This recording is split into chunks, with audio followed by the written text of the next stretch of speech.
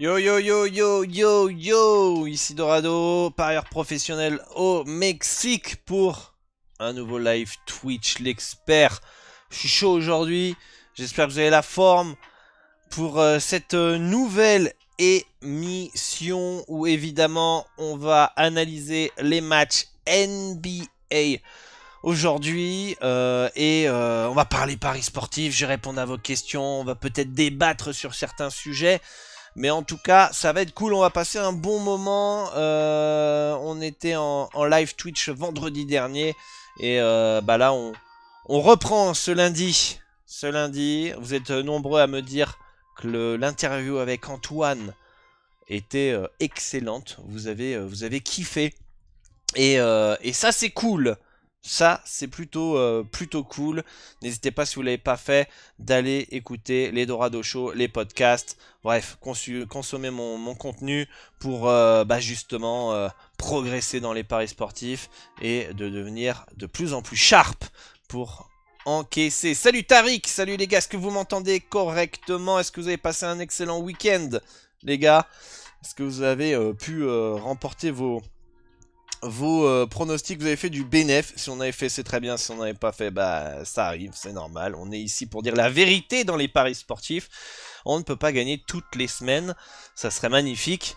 Ça serait un peu chiant quand même, parce que moi j'aime bien être challengé un petit peu et être repoussé dans mes retranchements. D'ailleurs, quand je suis en série négative comme ça, je me dis souvent, c'est les dieux du betting qui me teste, qui me juge. J'espère que vous m'entendez bien, que la musique est pas un peu trop forte.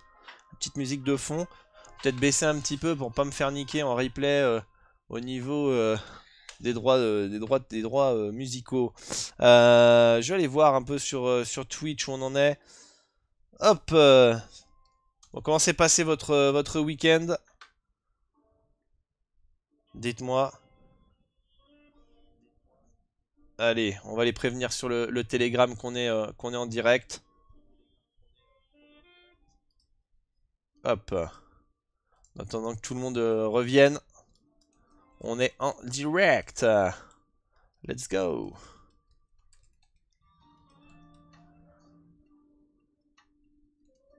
J'aime bien ces petits Dorado, pas Dorado Show, ces experts, mais même les Dorado Show, je me régale. Je me régale à faire ça avec vous, à passer un bon moment. T'en as Winamax qui est en direct sur Twitch, a priori. On va voir si ça nous ramène du monde hein, d'être en direct niveau paris sportif.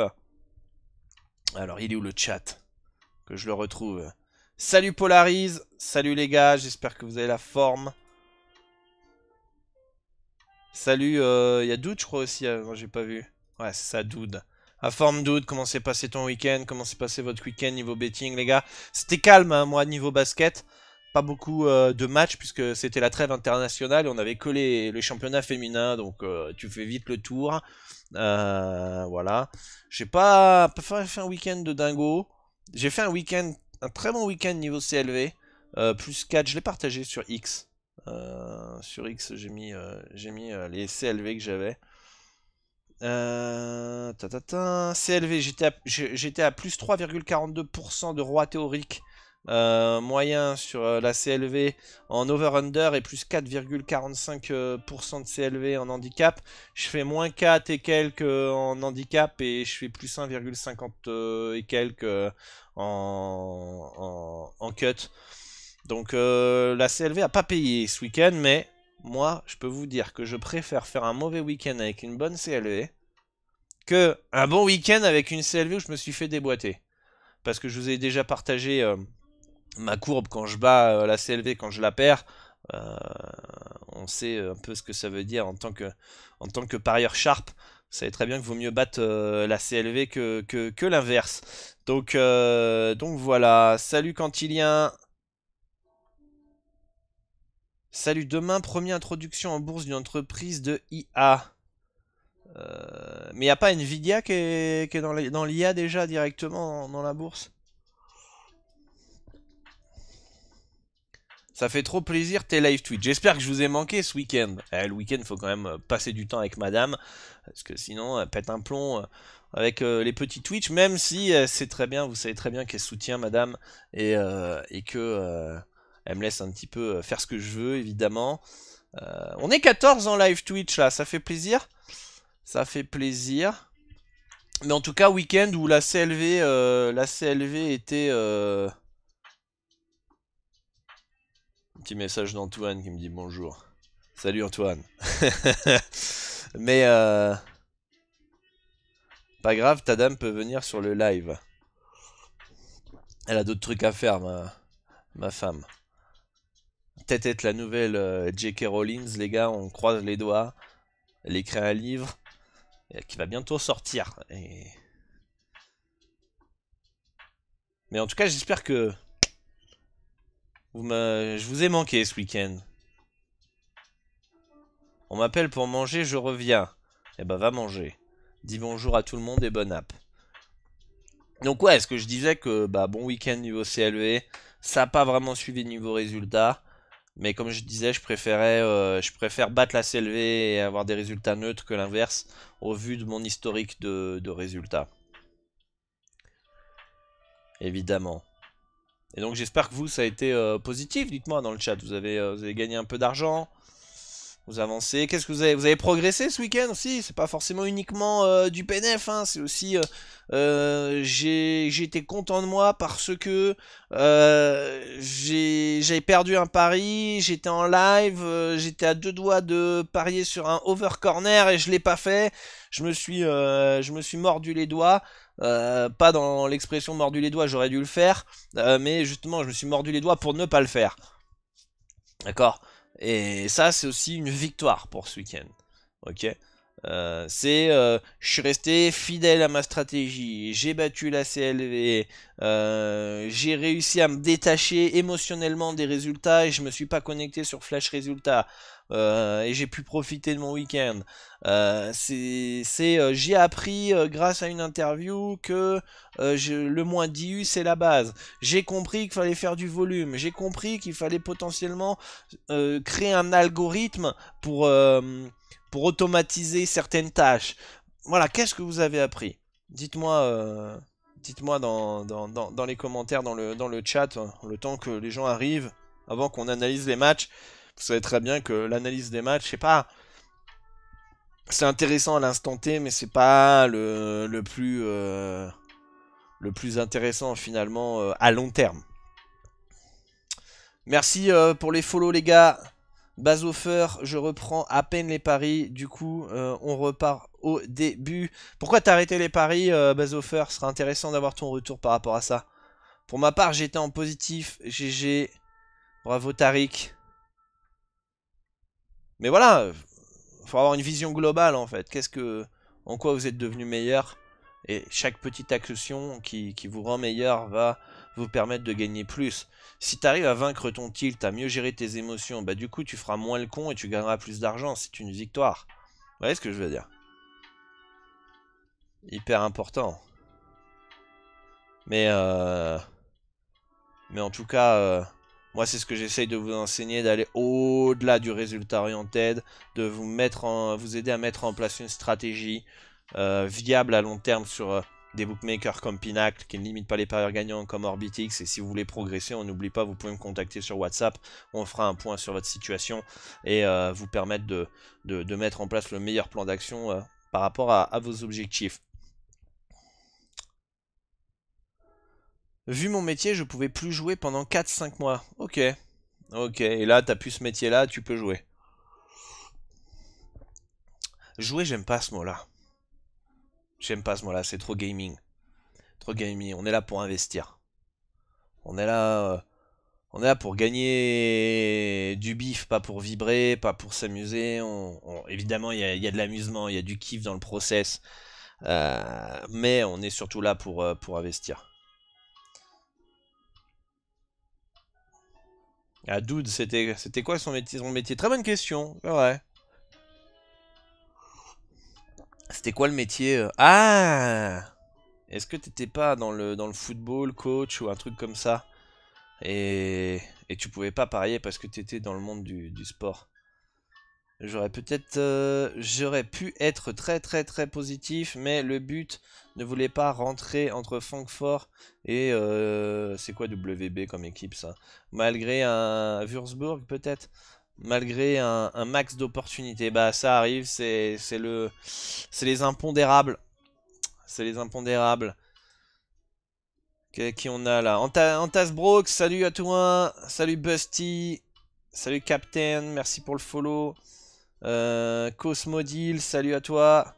Foupoudaf, salut. Jojo, salut. LM Chloris, salut. Polaris, salut. Tech Machine, salut. Value au fromage, salut à toi.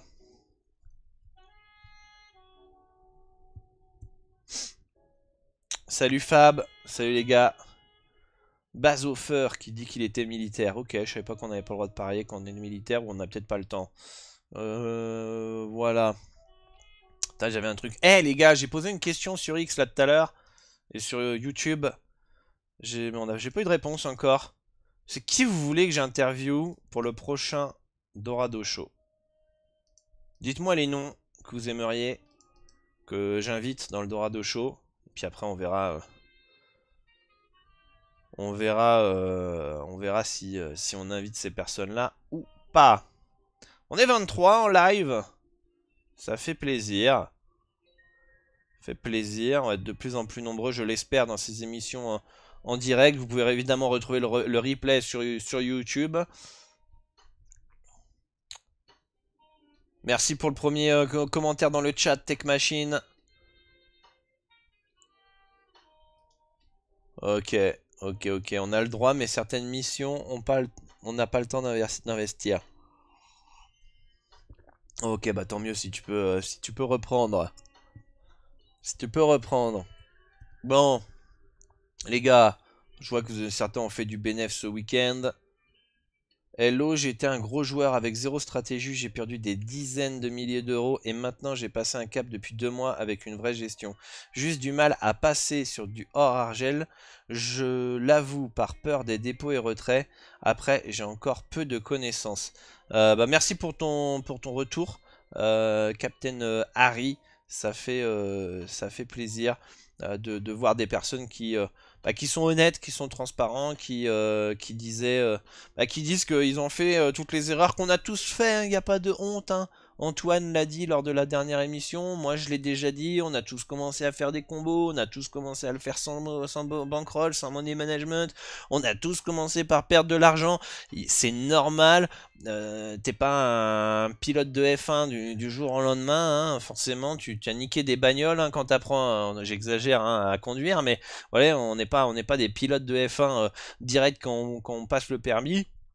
Donc on apprend à conduire, c'est tout un process, on fait des erreurs, et bravo à toi, et bravo à tous ceux qui ont l'honnêteté de se dire je sais que j'ai du potentiel parce que j'ai passé de belles cotes, j'ai fait de beaux gains, j'ai réussi à presque passer des combinés, hein, j'ai fait 10 matchs, c'était toujours un qui passait pas, et tu te rends compte que tu aurais peut-être dû tous les jouer en simple, et tous sur PS 38-38 pour avoir de meilleures cotes, et tu serais devenu, au lieu d'être un parieur perdant, un parieur gagnant. Des fois c'est juste ça, d'accord, et bravo à tous ceux qui ont l'honnêteté de se dire, bah, faut progresser, faut avancer, faut s'améliorer.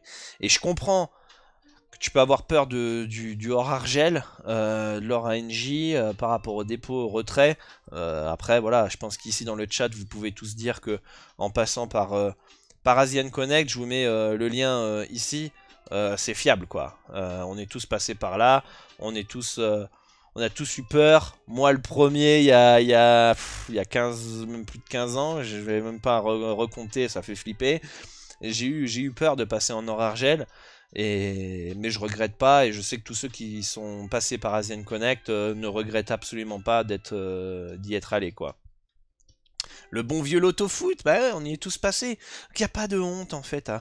Le mec arrive et dit non, moi je gagne, je fais des combos de sa mère qui tue. On sait très bien que c'est pas le cas quand on a un peu d'expérience, quoi. Le mec qui a créé le site Soccer Invest, il a une chaîne YouTube, il a l'air vraiment top, il a un discours sympa. Merci Fab, je vais noter, tiens. Prendre mon iPad, je vais noter Soccer Stat, je ne connais pas. Mais je vais aller voir, je vais regarder ce qu'il fait. Et puis bah s'il rentre dans les critères du Dorado Show, et bah il aura une petite invitation. Si on va interviewer des mecs sympas, qui peuvent apporter de la qualité, de la valeur, et surtout qui sont compétents. Ça c'est hyper important. Là je veux vraiment inviter des gens compétents. Alors comment il s'appelle? Soccer Invest. Ok, c'est noté. Voilà. Soccer Invest, merci à vous. Si vous avez d'autres noms, n'hésitez pas qu'on puisse les inviter dans le Dorado Show. Ah oui, PS3838, c'est grâce à toi que je me suis inscrit dessus et je t'en remercie, Bazofer. Eh bah, de rien. N'hésitez pas à aller sur PS3838, c'est le bookmaker à avoir avec Orbitix. En passant par le broker Asian Connect, c'est fiable, c'est sécurisé. Je connais personne qui a eu de problème avec eux. Et j'en connais des gens qui ont retiré des milliers d'euros. Et moi-même, à l'époque, quand j'étais dessus, j'ai jamais eu de problème. Enfin, ultra sérieux. Essayez juste. Remplissez le formulaire que je vous ai mis au-dessus ou que je vous mettrai dans la description si vous regardez en replay. Vous remplissez le formulaire, vous déposez 10 balles. C'est le minimum, je crois. C'est 10 balles. Vous testez, vous pariez, machin. Vous faites vous testez, entre guillemets, et vous allez être impressionné du sérieux. Du professionnalisme, quand même, d'Asian Connect. Faut dire la vérité. C'est pro, quoi. T'as peur, mais les mecs, tu testes, tu dis, waouh, en fait, c'est hyper sérieux. Voilà. Salut, tu conseilles de prendre des paris simples, c'est Clément qui nous pose cette question-là. À partir de quelle cote? Paris simple, en fait, toutes les cotes sont prenables en simple. Toutes. Tu peux faire des combinés recomposés après, que j'enseigne dans la formation Dorado Betting Academy. Tu peux faire En fait, faut tout jouer en quasiment en simple. En fait, ça va permettre de t'augmenter ton taux de réussite. Mais j'ai envie de te dire, à partir de 1,40, ça peut jouer en simple. En dessous, tu peux aller combiner deux trois matchs, max, max, max. Mais bon, j'aime pas cette strat, quoi. Orbitix, un petit rappel de ce que c'est rapidement. Alors Orbitix, c'est un site de betting exchange qui est présenté par Betfair. Donc c'est là où tu peux acheter, revendre des cotes, back, lay, choisir, placer des positions, des ordres de la cote que tu veux et voir si c'est matché, etc. Mais c'est vraiment un peu la bourse au paris pour ceux qui ne connaissent pas. Et je vous invite à aller voir l'interview avec Lou que j'ai faite avant celle d'Antoine, où lui s'est spécialisé dans l'exchange, et on parle pendant 2 heures sur cela. Bazofer qui nous dit c'est 50 € pour le premier dépôt d'inscription et ensuite c'est 10 € minimum pour les prochains. Merci Bazofer pour la précision. Moi à l'époque c'était 500 € le premier dépôt et ensuite c'était 100. Donc ça a bien. Bah, ça a été divisé par 10 en fait. C'est ça. Voilà. Nickel. Donc ouais, franchement, c'est quand même très très sérieux à Zen Connect. Tu peux prendre une cote à 3 sur un pari type joueur inscrit un panier à 3 points. J'ai pas compris la question. Pas vraiment compris la question de Tech Machine. Ok, donc Fab, merci hein, pour Soccer Invest. J'irai voir ce qu'il fait. Et puis bah on l'invitera. Et si vous avez d'autres noms, bah n'hésitez pas à me faire part des personnes que moi je connais peut-être pas forcément, que vous estimez qu'il a un bon discours, qui rentre vraiment dans les valeurs de Dorado, qui peuvent vraiment apporter vraiment quelque chose et qui sont compétents. Voilà. Attends, on voit pas le chat là à l'écran où c'est moi? Pourquoi on voit pas le chat? Si vous le voyez vous peut-être? Twitch. Bon, on va voir, c'est dommage. Ça a bugué. On voit pas le chat ici. Mais pourquoi ça? Le mettons ici. Dommage ça. On voit pas le chat. Et si on le met devant le fond? Non? Bon, dommage. À voir si ça arrive. Je vais essayer de voir dans les paramètres.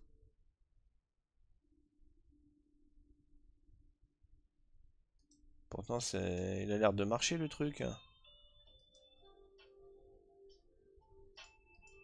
Ok, bon, on verra.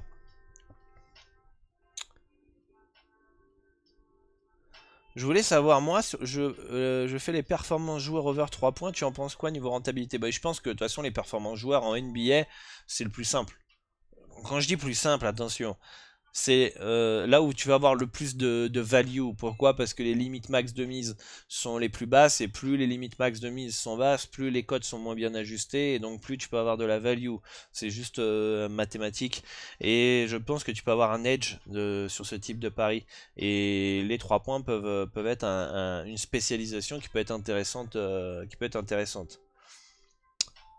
Me revoilà, j'ai connu un week-end fructueux, gros good run, j'ai profité des codes boostés, Argent Wina, Nice gagne et les deux teams marquent à 3,6, Real Madrid gagne 1 ou 2 ou 3-0, à 2,70, Bilbao gagne mi-temps, fin de match à 4 et d'autres, j'ai perdu qu'un pari au total, mais ça ne veut pas dire que je suis un bon parieur. J'ai allié la bonne analyse et la réussite ce week-end. Bah de toute façon, déjà bravo à toi Quentilien pour ces résultats. Euh, Comment expliquer? Forcément, quand vous êtes en good run, vous avez une variance positive. Voilà, c'est un très gros good run, c'est que tu as eu les scénars en ta faveur, faut arrêter de se croire le roi du pétrole parce que tu as fait un énorme week-end ou une énorme semaine. Forcément, en fait, faut pas oublier que c'est des mathématiques et s'il y a un écart entre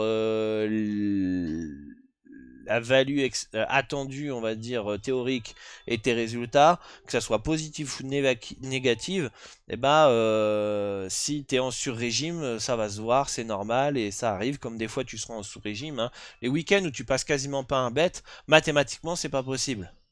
Parce que si tu prends une cote à 2, tu fais 100, j'en sais rien moi, 100 bêtes et t'as 40% de réussite ou 35% de réussite. Allez, on va prendre un exemple. Ouais, tu fais 100 bêtes dans le week-end, tu fais 30% de réussite sur le week-end sur des cotes à 2 où tu devrais théoriquement avoir 50% de réussite si les cotes sont bien ajustés. T'es en sous-régime. Tu perds plus que ce que tu devrais perdre parce que même si t'as un parieur qui est pas rentable et qui est pas compétent, il n'y a pas autant d'écart entre guillemets entre le pourcentage de réussite que tu as eu et la probabilité de la cote en fait. Je sais pas si vous arrivez à me suivre. Mathématiquement, tu aurais dû te rapprocher des 50% et tu as fait 30%. Alors si tu as pris des bêtes qui sont pas value, tu serais peut-être à 42% de réussite, 43, 45, mais pas 30 en fait. Forcément, quand tu as des résultats pires que ce que mathématiquement tu devrais avoir, tu as forcément en fait eu de la variance négative sur cette tranche de bête. Et inversement, pareil, quand c'est des gros good run où tu as 70% de réussite sur des cotes à 2 sur un week-end, tu marches sur l'eau, etc., tu passes quasiment tout, bah, tu as forcément de la variance positive parce que mathématiquement tu devrais être rapproché des 50%.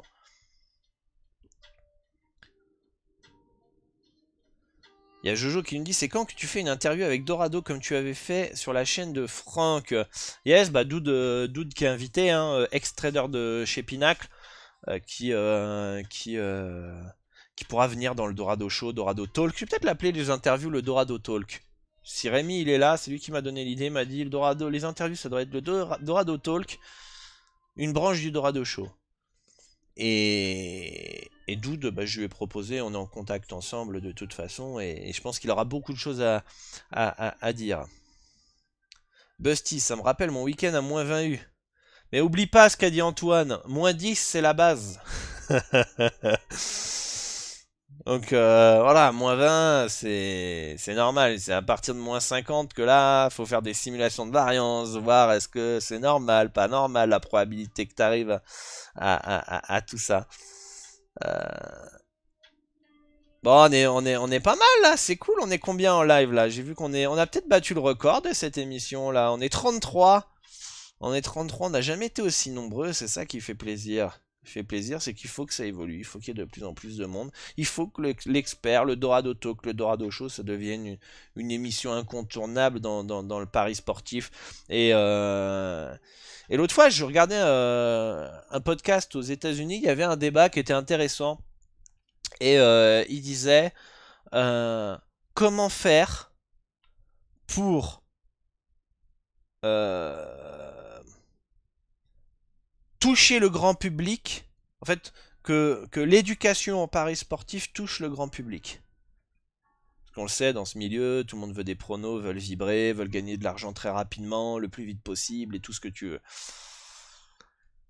Pourtant, l'éducation dans les paris sportifs, pour moi, elle est primordiale. C'est limite de santé publique, quoi. C'est pour éviter des addictions, éviter des endettements, éviter, voilà, avoir une certaine, un certain rôle important à jouer pour éviter que les parieurs tombent dans les pièges des arnaques, des influenceurs, des mauvaises pratiques des bookmakers. Et le débat, c'est comment, moi par exemple, mais eux ils avaient la même problématique, comment faire en fait pour toucher le grand public et proposer un contenu, on va dire, éducatif, ludique, intéressant, marrant.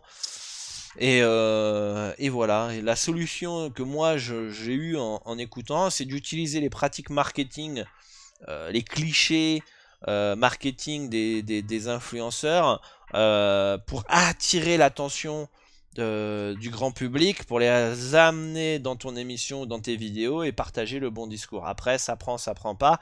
C'est-à-dire que la personne dit bon non, ça me fait chier, je me casse. Bon, au moins on l'a appâté, quoi. C'est-à-dire qu'il est venu. Et après, et s'il a pas voulu écouter, c'est son souci, c'est son problème. Mais comment on peut élargir le contenu éducatif dans les paris sportifs? Nao qui me dit merci pour tes conseils mec, mon fonctionnement a complètement changé, lâche rien, continue comme ça fait plaisir vos encouragements, vous êtes beaucoup à m'envoyer des messages en privé pour me dire que vous avez eu des déclics, vous avez avancé dans les paris sportifs, vous avez arrêté de perdre tant d'euros et tant d'euros et tant d'euros, et les gens se rendent pas compte en fait, en vous éduquant déjà dans un premier... Tout le monde veut gagner de l'argent, tout le monde veut gagner de l'argent, mais les gens se rendent même pas compte qu'en fait un conseil peut t'éviter de te faire perdre des milliers d'euros. Et je déconne pas en fait. C'est fou. On est plus nombreux parce que ton contenu est intéressant et précieux pour mieux parier. Merci pour tout Dorado. Bah merci Quentilien, ça fait plaisir. Jojo qui me dit je suis en good run. N'hésitez pas en tout cas, si vous avez des questions, on va pouvoir partir sur les différentes rencontres de la NBA. On est assez nombreux, ça fait 27 minutes qu'on est ensemble et on a pas mal de choses à voir. On est le 25 novembre et si vous avez justement des idées de comment toucher le grand public pour partager du contenu éducatif, eh bah n'hésitez pas. N'hésitez pas, si vous avez des idées, ça peut être le petit débat du jour, comment on peut faire pour partager ce contenu éducatif et toucher un plus grand public. C'est important. J'ai un profil plutôt investisseur que parieur qui regardait les matchs. Est-ce possible qui regarderait les matchs? Non, pardon. J'ai un profil plutôt investisseur que parieur qui regarderait les matchs. Est-ce possible? Évidemment. Il y a une grosse fausse croyance qui existe. Il y en a deux même hyper importantes qu'on a vu avec Antoine dans l'interview. Un, qu'il faut absolument regarder les matchs pour gagner de l'argent dans le betting. Et de deux, pardon pour le mauvais doigt. Et de deux, c'est que t'as pas besoin de connaître tous les joueurs pour gagner. En fait, il faut comprendre, c'est avant tout des mathématiques. Pourquoi essayer d'apprendre qu'une équipe, ouais, donc je sais pas moi, quelle équipe on va prendre, FS Istanbul, je connais pas un joueur en Turquie par exemple, mais on va savoir qui sont meilleurs, ils ont les meilleures stats, ils sont premiers au classement. Je le sais déjà qui sont les meilleurs par exemple. Et que Samsung Sport, ils sont nuls à chier, ils sont derniers par exemple. Vous voyez ce que je veux dire? Donc, quand je vais avoir un FS Istanbul Samsung Sport en face à face, je vais savoir que FS Istanbul, ils sont plus forts. De combien? Eh ben, je vais voir les stats. parce que les stats, ça représente les performances et les forces des équipes. Et tout est question mathématique. Après, tu peux regarder, est-ce qu'il manque des joueurs et tout ça, machin. Donc voilà. Et de toute façon, comme on l'a vu avec Antoine et comme beaucoup de parieurs ont déjà évoqué sur les différents réseaux sociaux, apprendre les joueurs, suivre le mercato par exemple, ou encore regarder les matchs d'un point de vue temps passé, gain, taux horaire, le temps que tu as passé en fait à faire tout ça, est-ce que tu vas gagner beaucoup plus? Ça va vraiment valoir le coup par rapport au temps passé? On est arrivé à la conclusion que non. Vaut mieux passer plus de temps à construire un algo pour faire plus de championnats et être basé sur des stats pour faire un plus gros volume et gagner un plus gros rock pourcentage que l'inverse. Il y a des gens, ils n'ont pas compris une chose. Ils n'ont pas compris une chose. Par exemple, un mec comme moi qui a une cote moyenne autour de 1,95. Sur 100 pronostics, je vais en perdre 45, 46, 47, 48 pronostics. Sur 100. Et je vais en gagner 52, 55, allez, 57. Sur si je suis en good run, voire 60 sur 100. Et je vais en perdre 40. Je ne vais pas faire 100% de réussite. Ok? Mais là où les gens ils ont pas compris, c'est que le volume va me permettre en fait de gagner de l'argent. Je vais perdre 48 ou 45 fois sur 100. Mais le volume de pronostic va me permettre que je vais encaisser plus d'argent. Parce que cet écart qui me permet d'être légèrement en bénéfice par rapport à la cote moyenne, tu l'ajoutes au volume de matchs que tu paries, permet que tu as un rock important. Donc voilà. Voilà, c'est ça, faut bien prendre conscience en fait de cet aspect mathématique et financier. Bon, let's go les gars, on y va pour analyser les différentes rencontres. Charlotte face à Orlando. Orlando qui part favori, moins 5,5 sur Pinacle, PS 38-38.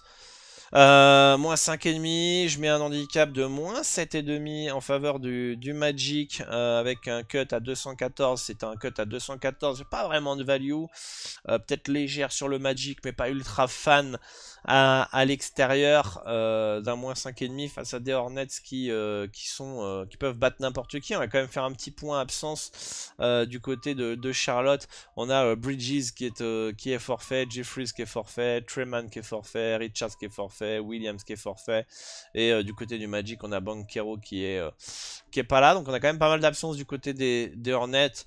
Bon, à partir du moment où c'est plutôt bien placé d'un point de vue handicap et cut, j'ai envie de vous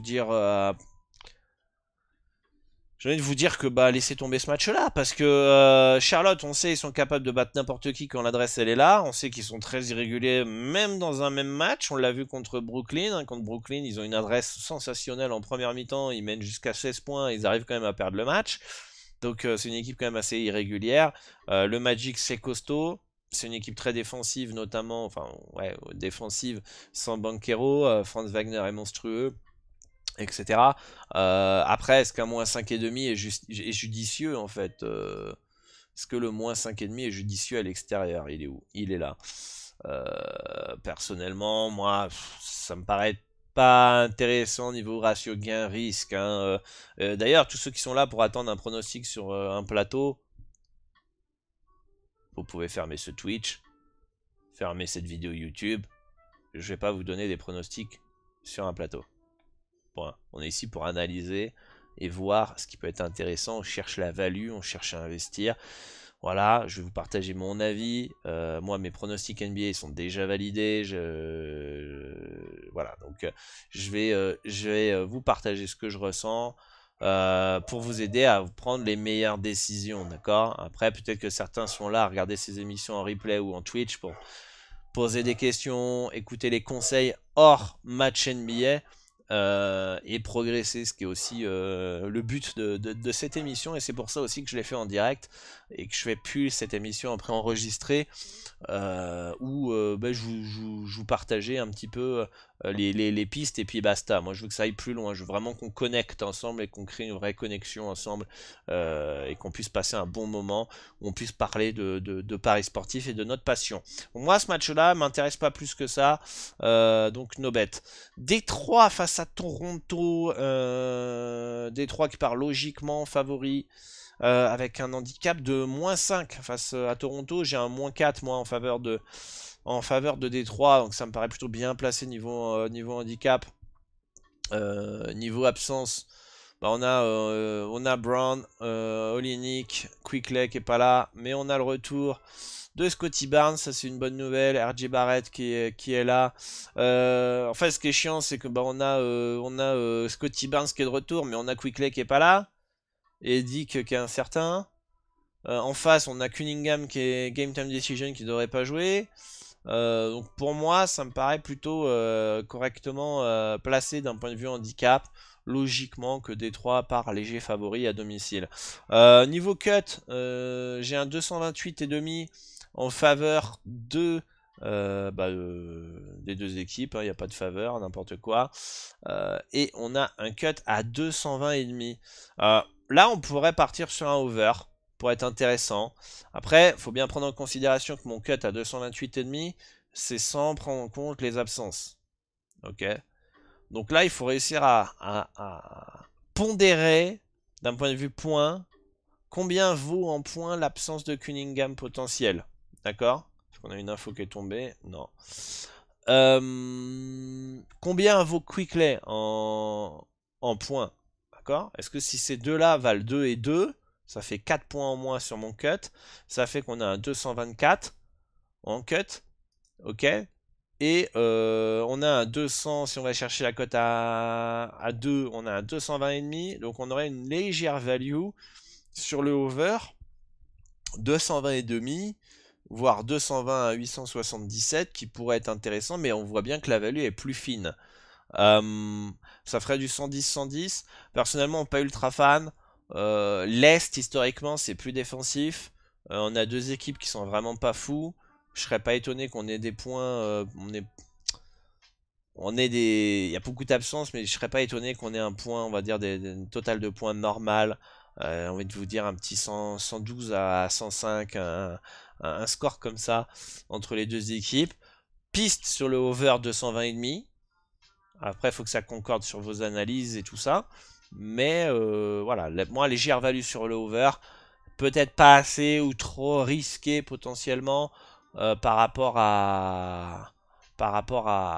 au gain-risque en fait finalement. Et en fonction des deux équipes, des absences, du potentiel, etc.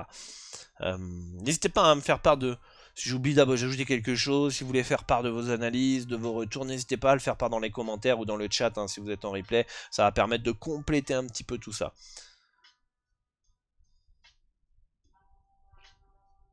Je regardais vite fait le chat. J'ai regardé la carte NBA pour la nuit prochaine, je n'ai pas trouvé de value. C'est mieux quand on est en direct, on peut interagir et c'est très appréciable. Bah, merci à toi. Cote Argel, avec 220,5. Regardez comment vous faites défoncer sur l'Argel. Le over 220,5, il est à 1,72. Ici, vous l'avez à 1,934. Grosso modo, vous avez 20 € de bénéfice en plus pour une mise de 100 €. 20 € en plus sur un pronostic gagné. Pour une mise de 100 €. Hein. Vous faites 100 pronostics, vous avez 200 €. Non, là, pardon, c'est 10. Vous avez 2000 € sur 100 pronostics. 20 € en plus sur 100 pronostics, c'est 2000 €. C'est monstrueux, hein. Sur une mise de 10 €. 10 €. Donc, il faut diviser par 10. C'est 200 € en plus. C'est votre complément de salaire. C'est l'écart, en fait, entre... un parieur qui peut être perdant à l'équilibre, un parieur qui est à l'équilibre qui peut devenir gagnant, un parieur déjà gagnant à NJ qui peut devenir encore plus gagnant. Qu'en fait, allez sur PS3838, je vous remets dans le chat du Twitch, si vous ne l'avez pas, faites-le, prenez 30 secondes, vous ouvrez le le formulaire, vous le remplissez, basta. Et ensuite, vous suivez le tuto vidéo sur YouTube, pareil. Vous prenez un instant, vous mettez pause, et vous le faites. Vous prenez, boum, ça y est, 5 minutes, c'est fait. Ok. Pinacle, c'est le seul endroit vraiment sérieux, nous dit Nao, tout à fait. Seul book qui ne limite pas les parieurs gagnants et qui justement utilise les parieurs gagnants pour affiner leur cote avec... bon, Arbitrix, c'est un autre sujet, mais c'est les deux, en fait, books que vous devez avoir. Les sites français, c'est des voleurs, ils prennent une marge sur la valeur. Ils se prennent, ouais, une énorme marge imposée par l'État. Sur la vraie valeur, pardon, ouais. Voilà. Bon, on en était où, les gars? Et je regardais s'il y a peut-être des petites questions. Ok, ça on l'avait lu. Ah, ok, go. Allez, on continue. Donc Toronto, léger over, why not? Why not? Let's go maintenant sur le match suivant. Indiana face à New Orleans. Indiana qui part logiquement favori, j'ai un moins 6,5, c'est un moins 6,5, très bien placé niveau handicap. On a du côté de New Orleans des CJ McCollum qui est incertain, qui pourrait peut-être jouer. Zion Williamson toujours pas là, Dejounte Murray est forfait, il aurait pu revenir ce soir mais non. Alvarado est forfait, Jones est forfait. L'info McCollum va être importante. Parce que bah forcément ça va être différent s'il est là ou il est pas là. En face on a Nembar qui est forfait, Nesmith qui est forfait, Shepard qui est forfait. Mais bon, c'est des bons joueurs, c'est des joueurs importants quand même, hein, dans la rotation, dans le collectif, etc. Après si McCollum il est pas là à domicile, je pense que le problème d'Indiana c'est pas ça en ce moment. C'est pas ces trois joueurs là qui sont pas là. Le problème d'Indiana c'est lui. C'est Haliburton. Trop irrégulier, trop feu de paille, trop tout ça. Et tant qu'il se réveille pas, tant qu'il n'est pas plus régulier, tant qu'il n'est pas plus performant, qu'il gère pas mieux le collectif, qu'il n'est pas plus scoreur, etc. Indiana, ça va être très irrégulier. Mais c'est tout à fait logique qu'il soit favori. Le cut, il est à 200 combien? Notre ami le cut, il est à 225,5, 227. 227 et j'ai un cut à 230. On peut avoir une légère value sur le over 226 à 1,934. Et si vous le prenez maintenant et que CJ McCollum il est là, bonne news pour vous. La cote va bouger, vous aurez un value bet, vous aurez battu la CLV. Si CJ McCollum il est pas là, vous allez vous faire niquer par la CLV potentiellement. Et ça fait chier. C'est le risque en fait quand des joueurs incertains, c'est soit tu prends le risque de spéculer qui va être là, et si t'as raison, boum, t'as la CLV qui est battue et t'as un bon bet. S'il est pas là, t'es baisé. Mais si vous partez sur de la spéculation, ça c'est un conseil. Si vous partez sur de la spéculation, sur des joueurs incertains, comme ce soir, c'est un très bon exemple sur le over avec CJ McCollum, ne le faites pas un coup oui, un coup non, faites-le tout le temps. Un coup oui, un coup non, ça va être un peu comme du loto au petit bonheur la chance. Par contre, si vous le faites systématiquement, ok, je sais que CJ McCollum, il peut ne pas jouer, je pars sur l'over en spéculant qu'il va être là, parce que pour moi, il y a value sur le over, par exemple. Et bah faites-le, s'il y a un autre match, on verra s'il y a un autre exemple plus tard, mais s'il y a un autre match, il y a aussi une spéculation sur un under, un joueur, vous voulez partir sur le under, et le joueur il est incertain, machin, vous spéculez le fait qu'il soit pas là, vous prenez le under quand même. Si à la fin vous avez plus souvent raison que tort, vous allez gagner de l'argent. D'accord? Et il faudrait en fait que ce soit des joueurs du même ranking. Parce que forcément, un Giannis Antetokounmpo, un certain, ça n'a pas la même valeur qu'un, on va dire, un Rui Hachimura aux Lakers, quoi. Comprenez bien l'idée. Faut comparer ce qui est comparable. Donc, si vous voulez spéculer, spéculez tout le temps. Et avec des joueurs égaux. Ok? Si vous spéculez pour Jokic, spéculez pour Giannis. Si vous spéculez pour Jamal Murray, spéculez pour qui? Pour Evan Mobley aux Cavs, etc. Vous voyez ce que je veux dire? Mais c'est pas, ah aujourd'hui je spécule, ah merde j'ai perdu, je ne spécule pas le prochain match. Faut bien oublier, ne pas oublier cet aspect mathématique. Donc j'irai plus sur un over dans cette rencontre là, par le fait potentiel que CJ McCollum soit là, parce qu'en plus Indiana c'est une équipe offensive, les Pelicans ça peut jouer offensif, même si les Pels c'est une des pires attaques je crois de NBA, mais Pierre attaque, pourquoi? Parce qu'ils ont eu beaucoup d'absence. Murray pas là, CJ McCollum pas là, Zion pas là, donc forcément tu vas pas avoir une attaque de fou. Et ce qui peut nous peut-être, et c'est peut-être ça qui nous crée de la value, si CJ McCollum est bien présent. Atlanta face à Dallas, ils sont où? Dallas qui part outsider, Atlanta, ok, avec Luka Doncic qui est incertain, non qui est forfait, pardon. Luka Doncic forfait. Je suis sceptique sur ce match-là. Atlanta favori. Favori à domicile face à Dallas. Certes, Doncic n'est pas là, c'est une absence énorme pour Dallas. Mais est-ce que Atlanta... Comment expliquer? Est-ce qu'on peut mettre Atlanta plus favori que ça? Pas le sentiment. Pour moi, soit il y a value sur Dallas, soit il y a F0 sur Dallas. Mais en tout cas, il n'y a pas de value sur Atlanta. Parce que Kyrie Irving, Grimes, Klay Thompson, PJ Washington, Lively, je suis désolé, mais c'est quand même capable d'aller gagner Atlanta.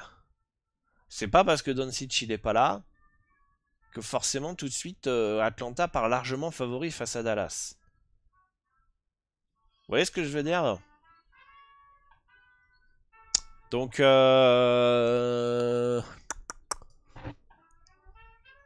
a un Dallas plus 3 à 934.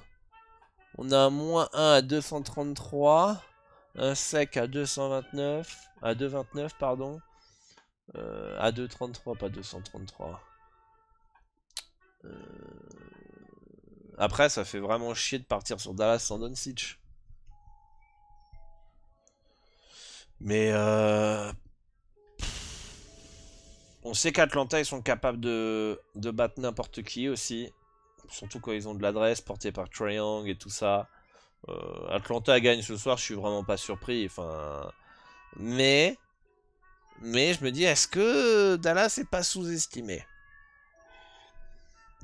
Alors après, évidemment, on va aller voir ce que dit le marché sur Pinnacle Odds Dropper. D'ailleurs, ça y est, officiel, j'ai négocié pour une Pinnacle Odds Dropper. Merci d'ailleurs à l'équipe. Bon, je pense qu'ils ne nous regardent pas, mais c'est des anglophones, mais merci à eux. En passant par mon lien que je vais vous envoyer dans le chat, et si vous voulez avoir le lien dans la description, vous avez 15% de réduction le premier mois. Ok. 15% de réduction le premier mois. Et vous avez une garantie de remboursement sous 21 jours. C'est-à-dire que là, vous cliquez sur le lien, vous vous inscrivez sur Pinnacle Oddropper. C'est un outil qui vous permet d'être alerté des dropping odds, donc des chutes de cotes, des limites max qui peuvent changer, l'opening aussi des cotes sur Pinnacle. Vous pouvez surveiller les courbes comme on va le faire ici. D'ailleurs, je serais curieux de voir ce que nous fait le marché sur ce match-là. Ok. Vous avez la courbe ici, vous pouvez surveiller la courbe, vous pouvez voir la marge des bookmakers qui se prennent ici, les limites, le nouveau No Vigor Price, bon le price, l'ancien price et le price, donc le prix, les cotes en opening. Enfin c'est un outil qui est hyper intéressant, hyper important si vous voulez maximiser votre prise de décision et tout ça. Et donc du coup, bah, vous pouvez vous inscrire via le lien que je vous ai partagé. Si vous êtes en replay, vous le voulez, je vous le mettrai aussi dans la description. Vous payez 15% de moins cher au premier mois. Et puis si au bout de 15 jours ça vous plaît pas, oh, je sais pas trop comment m'en servir, etc. Ou c'est pas ce que je pensais, ça me plaît pas pour X ou Y raison, et bah vous pouvez demander un remboursement. Voilà. Donc ça c'est pour le premier mois, 15% et garantie de remboursement sous 21 jours. Voilà. Donc c'est quelque chose... Enfin moi c'est un outil que j'utilise tout le temps. Tout le temps, tout le temps, tout le temps, tout le temps, tous les jours. Et que je kiffe en fait. Je kiffe, c'est pour ça que je vous le recommande. Parce que c'est hyper intéressant de pouvoir... lier la courbe, comme vous voyez ici, avec la limite max de mise. C'est-à-dire que on n'a peut-être pas sur cet exemple-là, mais ce qui est hyper intéressant, c'est de voir les mouvements de cote en fonction des limites max. Voilà, là ça passe de 1500 à 3000. Là ça repasse à 2000. Qu'est-ce qui se passe quand ça repasse à 2000? Et là ça vient de passer à 6000. sur Dallas en sec. Ok. Et voir comment se comporte le marché quand tu peux miser plus. Ok. Et ça peut te donner des indications parce que sur le marché, pour essayer de prendre de meilleures décisions, avoir euh, un meilleur, comment dire, meilleure prise de décision. Le prix actuel est toujours bon vu l'outil, mais grosse augmentation tout de même. Ça a augmenté les prix? J'ai même pas fait gaffe. Je peux te le dire. Étant partenaire, je ne le paye pas. Et je vais être franc avec vous. Hein. C'est ça l'avantage d'être Dorado. Tiens, mes petites lumières là qui sont éteintes. Merde, ça m'a dit pas qu'ils se sont grillés mes petites lumières du setup. Ou alors je les ai même pas enregistrées. Enfin, je les ai même pas. Ah bah non, mais je les ai même pas. Je les ai même pas connectées aussi, moi. Tu m'étonnes. Hop, on va aller connecter ça là. Hop, voilà. Hop là. On nous voici de retour.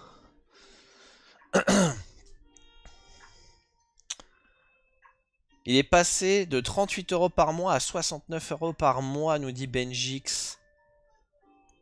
Mais moi, je le payais au début. Et je le payais 69 € par mois. Mais c'était la version Gold. Donc c'est vrai, il faut avoir la bankroll, c'est sûr. C'est peut-être pas adapté à tout le monde. Peut-être pas adapté à tout le monde. Mais en tout cas, ça reste un bon outil. Voilà. Et après, il faut le rentabiliser. Et, tu sais, si tu arrives à prendre des value bets grâce au dropping odds sur certains softs, grâce à ça, même si je conseille de meilleurs outils, mais ça peut t'en servir par rapport à ça, ou te permettre de prendre des meilleures décisions. Pourquoi pas, quoi. De toute façon, c'est à tester.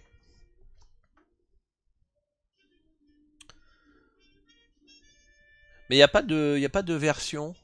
Il y a une version, la Gold, je sais que vous avez genre les limites qui changent. Ça peut être hyper pratique quand tu as une bonne bankroll et que tu fais des championnats de niche. Mais peut-être que les limites qui changent, c'est peut-être pas si intéressant. Je sais pas si vous pouvez sélectionner par exemple le dropping et les alertes opening. Euh, Bon, en tout cas, c'est un bon outil. Après, chacun fait ce qu'il veut, peut tester un mois et voir si ça l'intéresse, si ça l'aide, etc.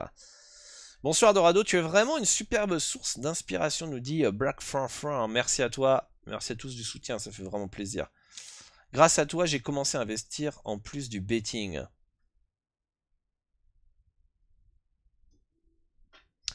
Par contre, un bet tracker arrive bientôt en production. Tu pourras donc mettre un clic sur les paris que tu as pris et cela te mettra automatiquement si tu as gagné, perdu la CLV que tu as obtenue. Ah putain, c'est bien ça, Benjix. C'est-à-dire que moi, au lieu de me tenir à un putain d'Excel à la con, enfin ça prend du temps, vous m'avez compris, et de noter tous les bêtes, c'est-à-dire que je vais être là, je vais essayer, tiens, j'ai pris ce bête, boum, je le prends et ça me fait un lien tracker. J'ai juste à cliquer sur le bet que j'ai pris. Ah, c'est magnifique ça. Tu pourras choisir ta cote et tout ça. En gros, ça servira de suivi aussi. C'est-à-dire que je serais pas obligé de le... Parce que forcément, si je vais prendre d'abord sur Pinacle et puis ensuite la cote elle va chuter, je vais pas pouvoir cliquer dessus, tu vois. Je pourrais choisir la cote que j'ai pris. C'est déjà en bêta, il suffit de demander sur Telegram. Ah ben je leur demanderai. C'est bien. Ah putain, c'est cool ça. C'est cool Benjix. J'étais en contact avec eux ce week-end, ils m'ont rien dit, ces salauds. Je crois que je suis sur leur Telegram, mais j'ai tellement de messages que je regarde même pas, quoi. Donc peut-être que ouais, j'ai pas fait gaffe par rapport à ça. Mais c'est vrai que j'ai vu leur tweet sur Pinnacle Odds Dropper et j'ai vu tu sais des sortes de graphes et tout, machin, c'est élevé, tu putain c'est bien ça. Puis je regardais dans les dans les configurations et je me dis mais merde, je vois pas ça moi. Bref. Ouais, tu mets ta cote manuellement. Ah c'est bien, putain c'est cool. Ah ça va être carré, ça va être propre. Ça va être propre. Ça va être cool. Ah, ça va être cool. Ah, ça va être bien. Ça va être bien. Je vais avoir un peu de peine pour mon petit Excel que j'ai créé. J'ai mis des heures à faire.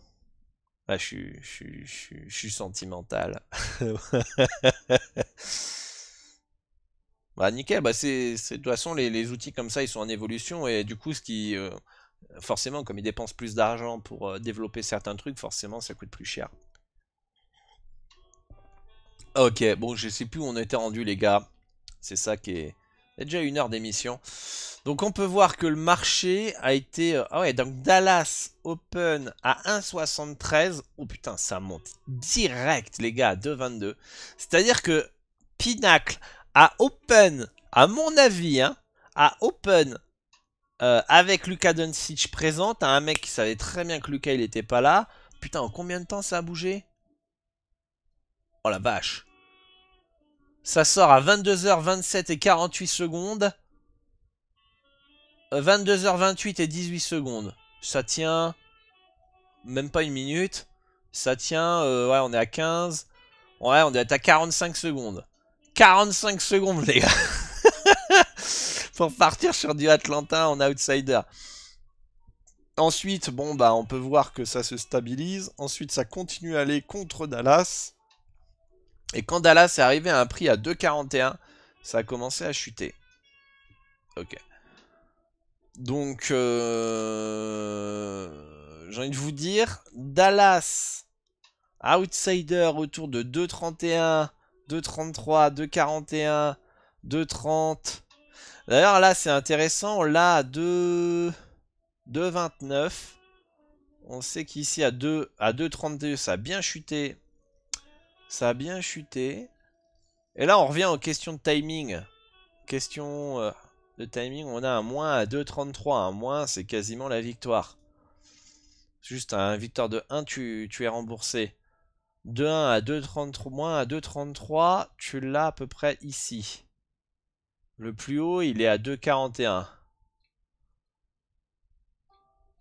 Peut-être que le vrai prix va se retrouver autour de 2,17, de 2,12, 2,13. Tu peux peut-être avoir une value. Bon là, je suis vraiment dans la partie technique, analyse de courbe, qui peut être un peu chiante.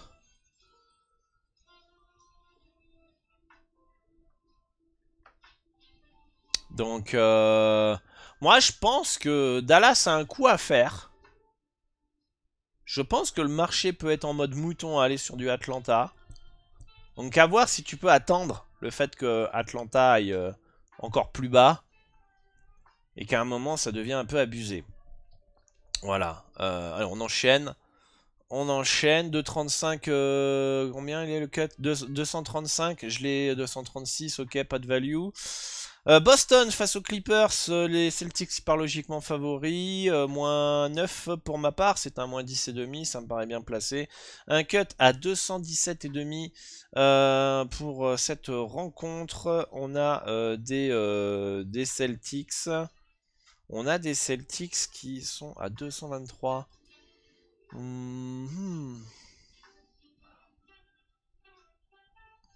Boston, ils ont un petit... Enfin, c'est un back-to-back sans être un back-to-back, en fait.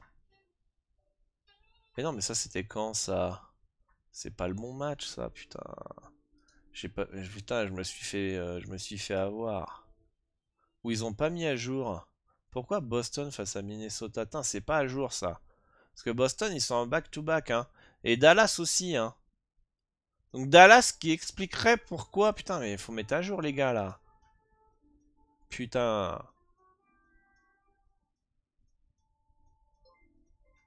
Putain, ils ont changé, ils ont mis quatrième match en 5 jours. Oh non, quatrième match en 5 jours back-to-back. Et c'est les matchs d'hier, ça. Donc Dallas c'est en back-to-back, ok. Back-to-back sans Luka Doncic, ça fait mon... Ouais, putain, c'est chiant que ce soit pas à jour, ça. Donc Boston, ils sont en back-to-back aussi. Donc attention à ça. Putain, il y a qui on va prendre la carte d'hier, parce que s'ils sont pas à jour, mon site, là, c'est chiant. C'est hyper important, les back-to-back, ça, les gars, dans le basket. Sunday. Sunday. Hop, dimanche. Dimanche, Boston en back-to-back. Dallas, quand joue une prolongation en plus hier. Prolongation à Miami, ouais, en fait, Dallas, je vous ai dit, ça peut être intéressant. En fait, ça pue. En fait, ça pue. Tu mets le back-to-back, tu mets Doncic pas là. Enfin, intéressant, je n'ai jamais dit que c'était intéressant. Je lui ai dit que peut-être que le moins 1 allait chercher, mais bon, en fait, non, Dallas, faut laisser tomber. Hein. Pas ouf. Hein.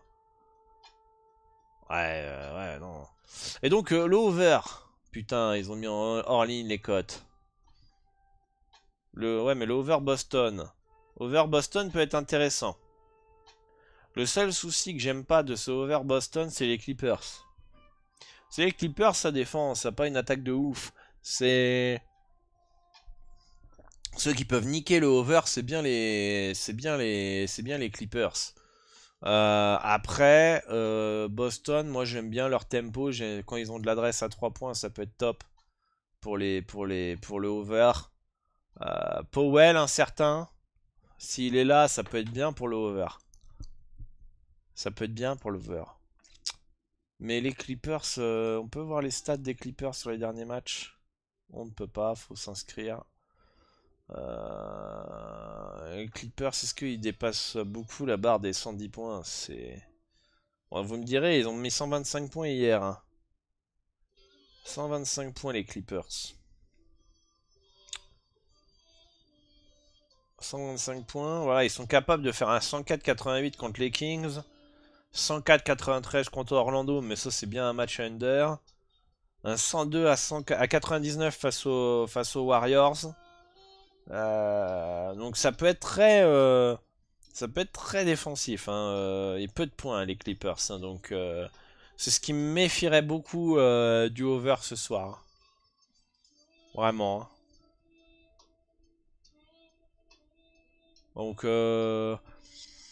moi j'y toucherai pas. Même si statistiquement il semble avoir une potentiellement value sur le over, je me méfierais énormément du rythme de jeu des Clippers. Je trouve que over et Clippers ça rime pas trop. Hein. Ça rime pas vraiment. Memphis face à Portland. Et là moi j'aime bien le under. Je peux vous le dire, j'aime bien le under de 132 points entre Portland et Memphis. D'ailleurs je l'ai validé. Je l'ai validé à combien? On va voir si j'ai bien anticipé. Parce que je vous ai dit over et Clippers ça va pas ensemble. Et bah je vais vous dire under et Memphis ça va pas trop ensemble. Hein. J'ai pris un under 232 à un 943. Et c'est un 1,90. Donc pour le moment, j'ai bien pris petite value. Bon, pour le moment, je pense que je bats pas la marge. Mais le marché, on va aller voir ce que nous dit le marché. Bon, après, je suis toujours un petit peu en décalage avec le marché. Je suis toujours un peu contre le marché. C'est-à-dire que j'arrive toujours à prendre. C'est-à-dire que je vais vous prendre l'exemple de Dallas. Moi, j'ai une stratégie et j'ai un modèle qui est construit. Et puis j'ai un rythme de vie aussi qui est construit pour arriver et prendre mon bet ici, quasiment au plus haut. Vous voyez? Et ensuite ça chute. Et c'est comme ça que je bats la closing. Ok? Parce que j'arrive à un moment où le marché s'est un peu emballé par mon rythme de vie en fait. Ok? Portland. D'ailleurs, les deux derniers matchs, j'ai pris under Portland et ça a bien fonctionné. Donc on peut voir que le marché... voilà, c'est exactement ce que je vous dis. Moi, j'arrive là-haut, là. J'arrive quasiment au plus haut, en fait. Vous voyez ce que je veux dire? C'est-à-dire que moi, voilà, là c'est la nuit, hein, on dort, hein, il est 1h44 du matin, je dors, voilà, je dors, machin, ensuite je fais le petit cafécito, là je me commence à me poser devant mon PC, puis on arrive ici, quoi, on arrive en haut, là, tout simplement. En fait, ce qui est intéressant, c'est qu'ici c'est le mouvement européen. Ici c'est le mouvement européen. Ça open quand nous, aux États-Unis, en Amérique, on dort. On va dormir. Ok. Là, on a encore un peu l'Amérique. Voilà, mais à partir d'ici, l'Amérique, elle dort. Et là, c'est l'Europe qui est debout. D'accord? Et là, l'Amérique se réveille. Ok? Donc, le deuxième mouvement là qui est en train de baisser, c'est nous en Amérique. Aux États-Unis, on va dire. Enfin, du moins sur le continent américain. Donc, nous, on arrive ici. On arrive ici après le premier mouvement des Européens. On voit que les Européens vont contre un under. Sauf que nous, Américains, on arrive, on se dit, bon, merci les Européens, vous nous avez fait bouger la cote. Et nous, ici, on estime potentiellement que le under, il est plus intéressant. Parce que les Européens nous l'ont fait bouger. Ça aurait été curieux de voir l'inverse. Vous voyez ce que je veux dire? En fait, tout est une question de timing, comme je vous le répète souvent dans mes Dorado Show et dans mes épisodes. Quel moment tu vas? Quel prix? Quel moment? D'accord? Et on peut voir que là, c'est passé à 3000 € de liquidité et ça a baissé. Donc voilà, moi j'aime bien le under. Le gros danger du under, bah, c'est déjà deux équipes de la conférence Ouest. Et puis bah, Memphis, hein, Memphis ça bombarde. Hein. Memphis ça bombarde. Ja Morant qui est incertain. Ja Morant qui est incertain. Alors il y a plusieurs joueurs qui sont incertains. On a DeAndre Ayton, Murray, Anderson, Grant. Ok. Si Grant et Ja Morant ne sont pas là, ah ça sent bon pour le under. Les deux sont là, ça va bouger. Encore une fois, on revient à la spéculation que je vous ai dit tout à l'heure. Soit, moi là, je décide de spéculer sur le under. En spéculant qu'il y en ait un des deux, voire les deux qui sont pas là, etc. Si un des deux est pas là, ça va s'équilibrer potentiellement. Mais à un moment, il faut prendre une décision, quoi. Soit vous attendez que le train y passe, et vous attendez que les informations tombent. Vous êtes content, vous avez les infos, Ja Morant y joue, Jeremy Grant y joue, etc. Mais comme vous n'êtes pas le premier à avoir l'information, eh ben la cote elle baisse pour le over.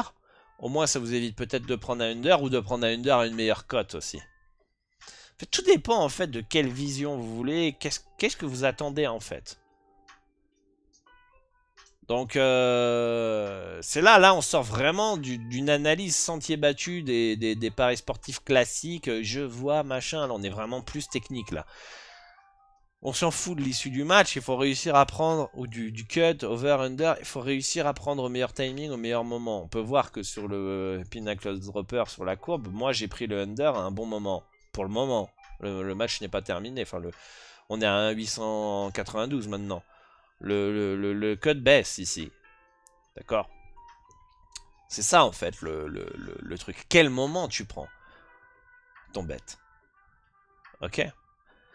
Et voilà. Donc moi j'ai pris le risque de partir sur le under Memphis-Portland sans avoir les informations officielles que Ja Morant ou Jeremy Grant va jouer. Je prends ce risque là. J'ai raison, ils sont pas là. J'ai une putain de value. S'ils sont là, bah, je vais avoir une value. J'aurais mieux fait d'attendre en fait et de prendre. En fait, et de prendre plus tard avec un cut plus haut. Mais en fait, faut accepter en fait le fait que au moment où tu vas prendre une décision, choisir égale renoncer. C'est-à-dire que là, je renonce au fait potentiel d'avoir une meilleure cote si Ja Morant et Jeremy Grant jouent. Ok. Mais si jamais je décide d'attendre, je renonce au fait que si il ne joue pas, je passe à côté d'une belle value. Vous voyez ce que je veux dire?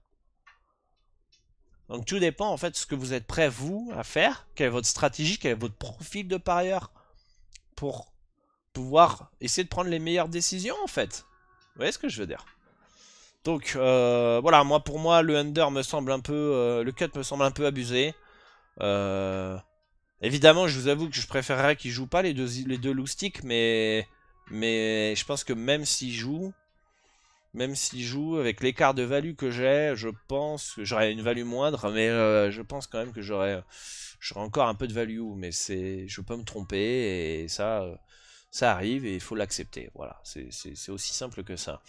Au niveau d'handicap, pour moi, il n'y a pas de value. Memphis devrait gagner par logiquement favori. Denver face à New York. Denver par logiquement favori à domicile face aux Knicks. On a un handicap de moins 3,5. Je mets un moins 2,5. C'est bien placé. Denver devrait...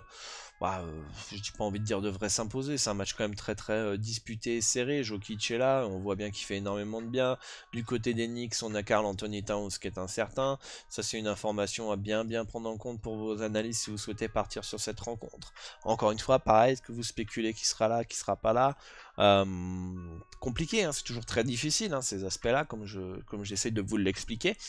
Et pour moi, il n'y a rien à faire en fait d'un point de vue handicap.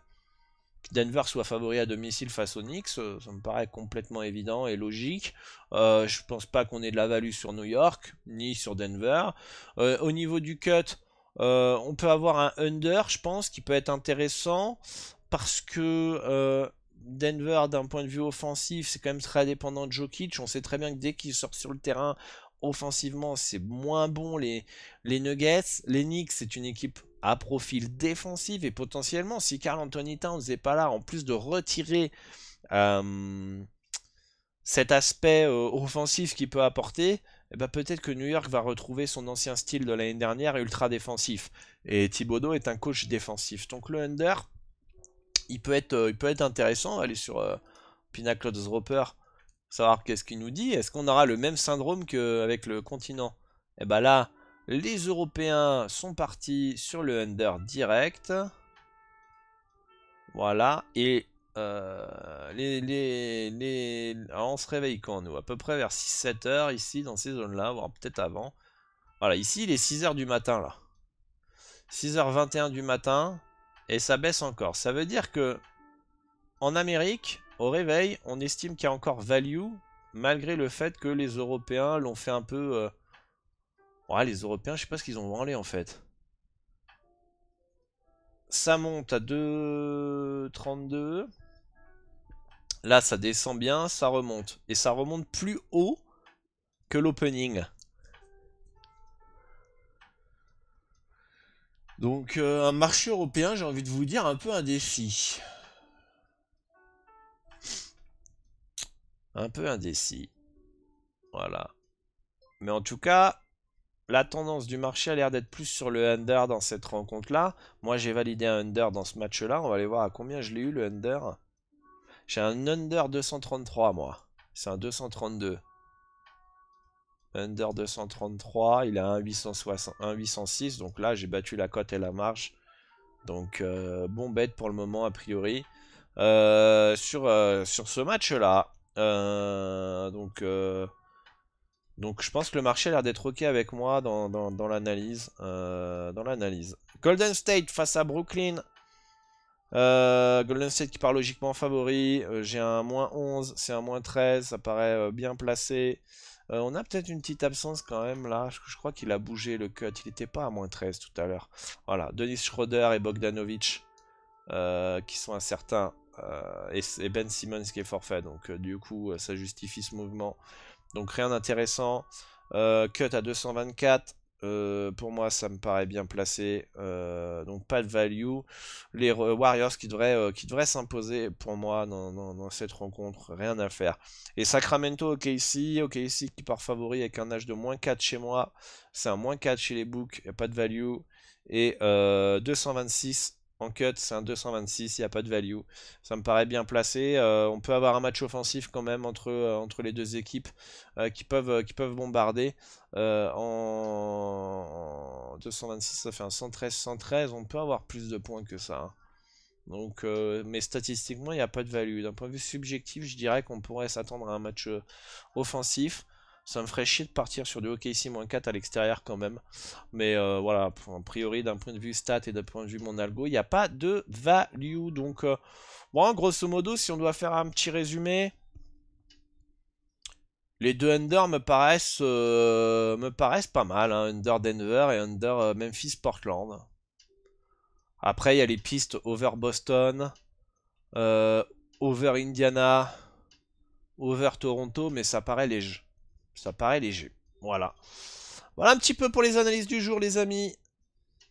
En NBA, j'essaye toujours d'apporter un point de vue différent. C'est-à-dire, pas analyser, ah, je vois que machin, nanana. Ou j'essaye d'apporter ce petit côté investisseur. Je sais pas si vous voyez ce que je veux dire et je sais pas si vous le ressentez aussi, vous, de votre côté. Et si vous avez des performances joueurs, dites-le moi dans les commentaires, on va aller checker ça aussi vite fait. Pas évidemment de me donner pas une liste de 15 joueurs, mais on va faire un ou deux joueurs, 3 joueurs max, voilà.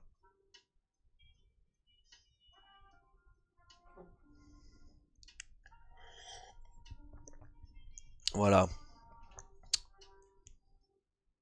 Denver, pourquoi je les sens pas? Mais on s'en fout de les sentir ou pas de les sentir. Mais après, ça dépend. Tu les sens pas pourquoi? Tu les sens pas Denver pour ce soir sur ce match-là précisément, ou tu les sens pas pour le titre à long terme? C'est complètement deux choses différentes.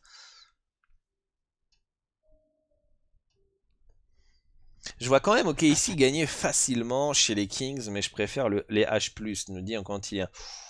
Ouais, facilement OKC. Après, dans ce basket d'aujourd'hui, j'ai envie de vous dire, tout le monde peut battre tout le monde et tout le monde peut battre tout le monde facilement.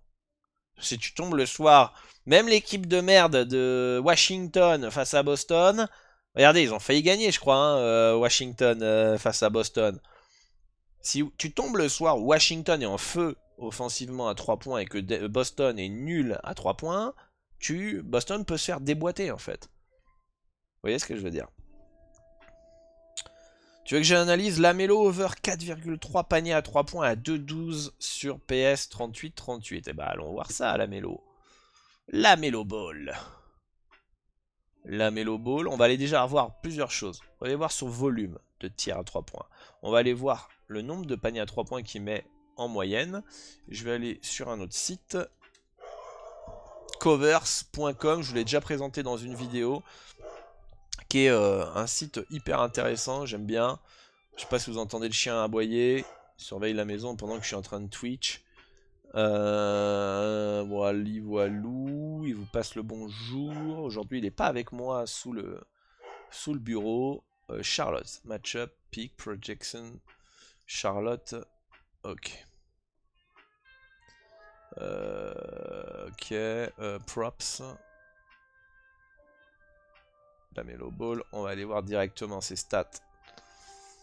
Voilà, ici j'aime bien. Il tourne à 4,56 paniers à 3 points par match. Donc son cut est la moyenne. Donc déjà, son cut devrait être autour de 2. Tu l'as à 2,12. C'est légèrement au-dessus que ce qu'on devrait avoir. Normalement, on devrait avoir une cote à combien? À 2 grosso modo. Il a mis 6 paniers à 3 points contre Milwaukee. 4, 3, 5, 1, 6, 6, 5. Ok, il est dans sa moyenne dans les derniers matchs. Il n'y a pas une série de fous furieux où il est en feu. On peut voir qu'il arrive à enchaîner 1, 2, 3, 4 matchs d'affilée avec plus de 4,5 paniers à 3 points. Détroit n'est pas une équipe forcément ultra offensive. Orlando n'est pas une équipe offensive. D'accord? Donc ça c'est plutôt bon signe. Ça veut dire que peu importe qui joue, il va quand même bombarder. Enfin, il est capable de scorer à 3. Et moi, ce que je veux surtout voir, c'est son volume de 3 points. Bon, forcément, s'il en tire 13, ça va être... Ah non, ça, c'est les lancers francs. Allez, là, 17, 17, 14, 8, 15, 7, 14, 18, 18 tirs à 3 points. Et il a un volume de cochon. Hein. Et il a un volume de cochon. Hein. Waouh. Parce que c'est ça qui est intéressant. Si tu tires qu'une fois à 3 points, tu crois que tu vas pouvoir en marquer 4? Évidemment que non, mathématiquement c'est impossible. Par contre, quand t'en prends énormément des tirs à 3 points, tu vas pouvoir en marquer 5. On est d'accord. Mais tu vas avoir aussi beaucoup plus de déchets. Moi, là, ce que je kiffe dans ce Lamelo Ball over 4,5 panier à 3 points. Déjà, 1, il n'est pas en surchauffe. 2, c'est un cut qui est dans sa moyenne. Ce cut qui est proposé, il est au-dessus de 2. Il est à 2,12. Après, il faut calculer la fair odds, etc. Ok. Et il a un volume de cochon. Il a un volume de cochon. Les gars, faut dire la vérité. 17 paniers à 3 points. Tenté.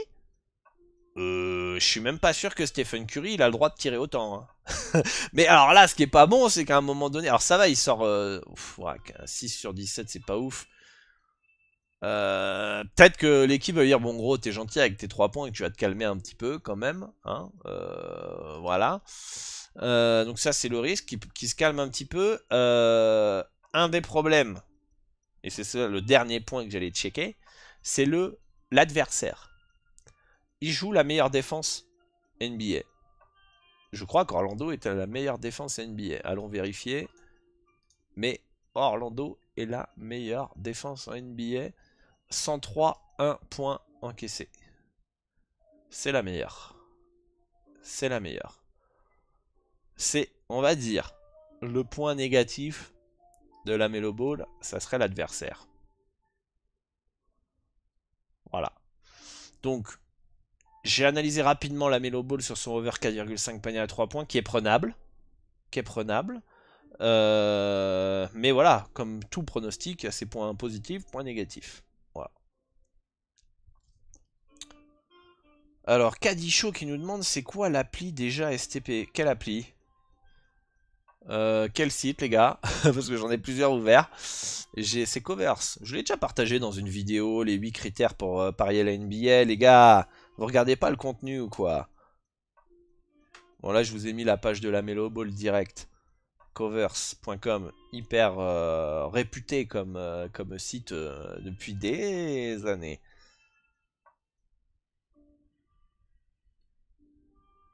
Depuis des années. Je connais ce site-là depuis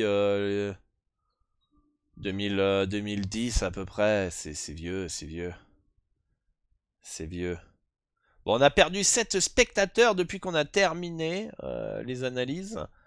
Et faites-moi une petite performance joueur en plus là pour tous ceux qui sont partis avant la fin là. Histoire qu'ils se disent ah ça y est c'est fini. Ah merde, il est passé mais je suis pas resté jusqu'au bout. D'ailleurs, c'est marrant sur les replays sur YouTube, il y a un pic au moment où il y a des analyses, et puis une fois que les analyses sont terminées, il y a un autre pic vers le bas. Mais c'est pas grave, c'est pas grave. C'est pas grave, moi je sais de toute façon que ceux qui restent du début à la fin et qui écoutent vraiment les conseils que je propose et que je partage gratuitement, je sais que c'est vous qui avez plus de chances de réussir à long terme dans les paris sportifs. Ceux qui viennent, qui piochent, qui prend ses petits pronos, qui écoute, qui va faire son petit ticket, etc. Je sais où ils sont dans 5 ans.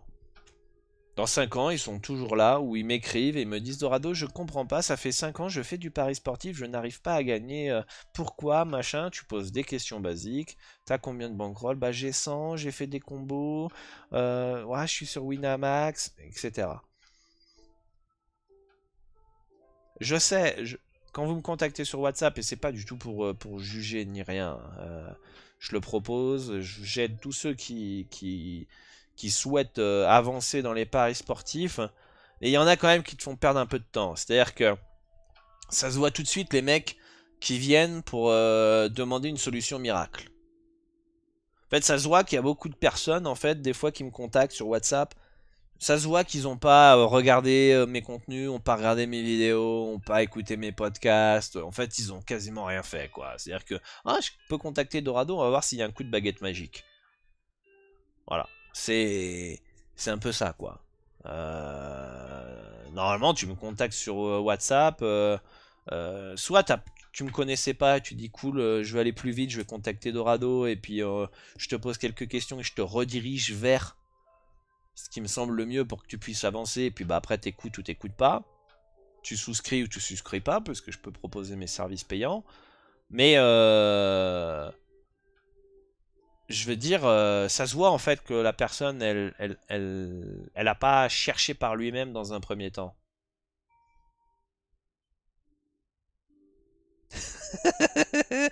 Toute ma vie se base sur la CLV, désormais j'exagère mais à peine.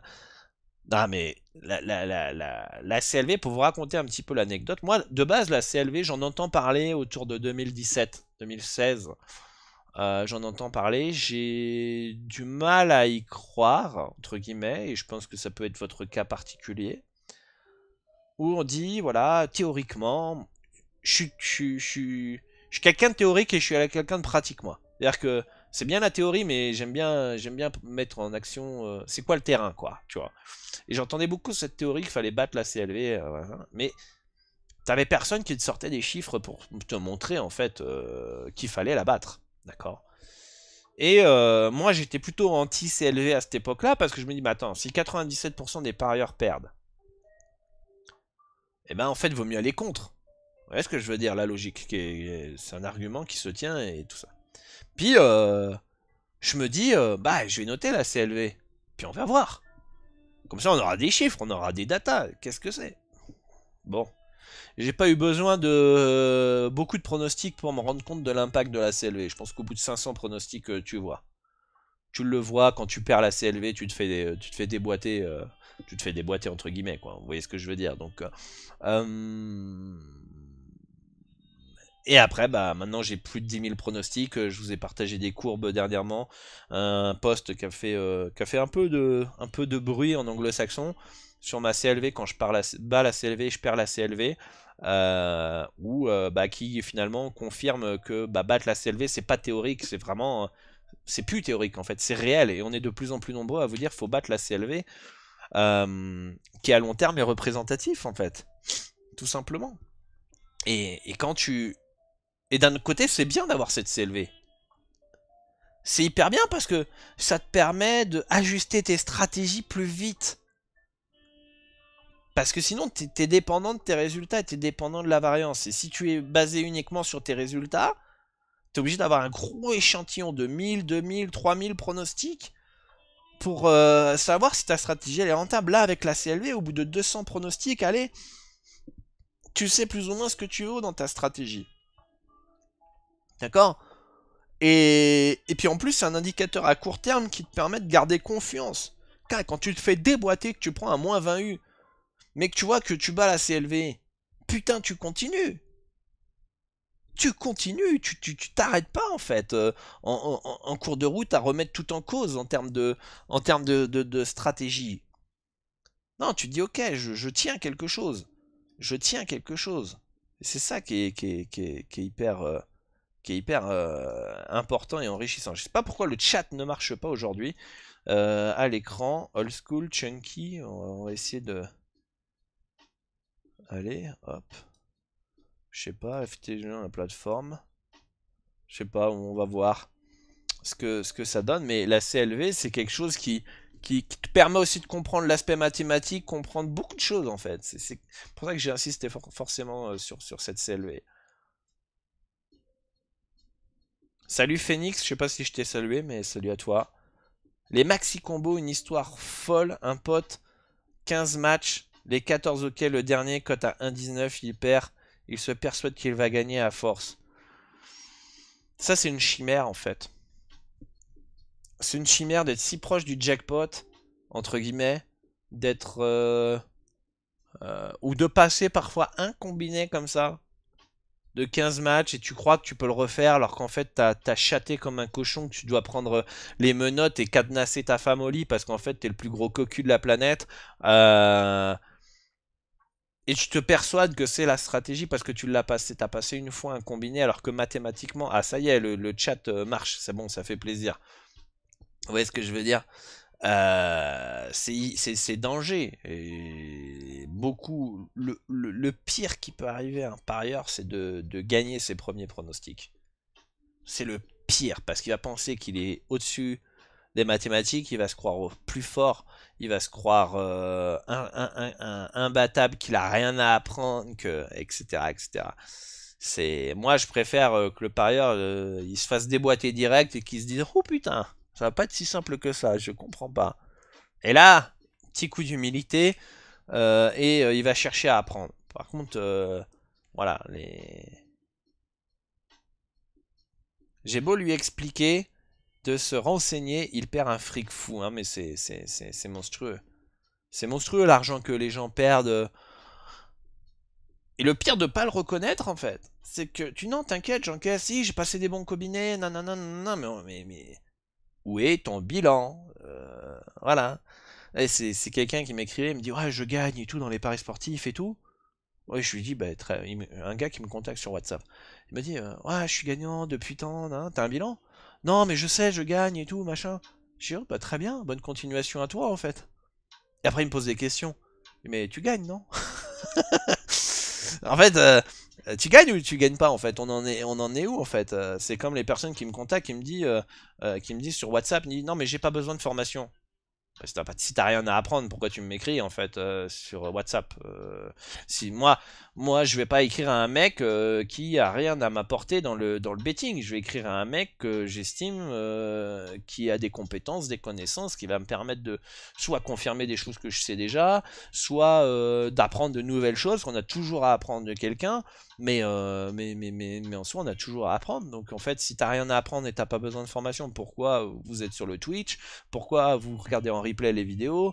Pourquoi vous me contactez sur WhatsApp si en fait vous gagnez déjà de l'argent en fait? C'est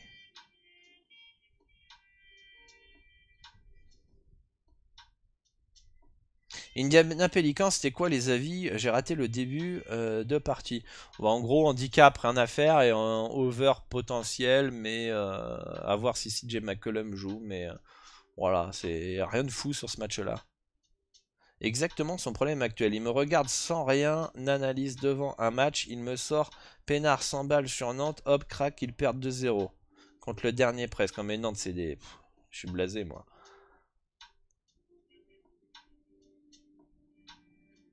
Et même si on se faisait déboîter lorsqu'on perdait la CLV, dans tous les cas, on perd de l'argent car cela signifie qu'on pouvait avoir une cote plus élevée. Ouais, non, mais la CLV, c'est ton indicateur, ta feuille de route, en fait. Est-ce que je suis sur le bon chemin ou je suis pas sur le bon chemin? Et sans s'auto-saboter, si on est un minimum intelligent et qu'on a une confiance en soi correcte, eh bien, on taffe, on corrige pour battre cette CLV, en fait. Zubac 11 rebonds, nous dit LM Chloris. Alors, Zubac 11 rebonds, quelle cote? Zubac, les Clippers, ils sont là. Zubac, voilà, un petit PP. Petit PP pour tous ceux qui sont partis. Alors, on a un over 10,5 rebonds à 1,757. Ça joue contre qui déjà? Boston.